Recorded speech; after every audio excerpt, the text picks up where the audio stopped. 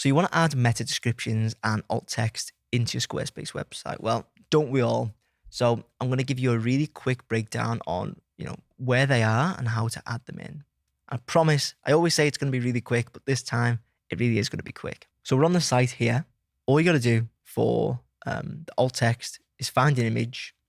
In fact, we'll add an image first. And we'll get one from stock images. We'll add that in here.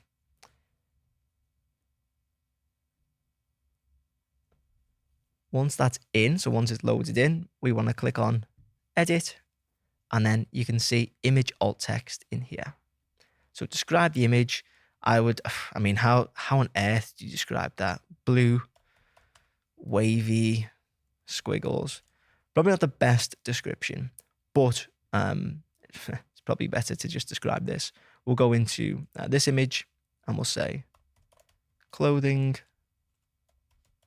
store with, let's see, high ceilings and lots of tables.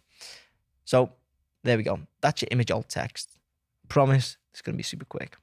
Now, the meta descriptions, if we go into pages, you're going to see all the pages listed on your website. Let's say we're going to do the about page. We'll click the cog.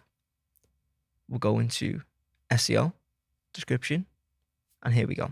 You can add that in here. So let's say this page is all about a bucket hat.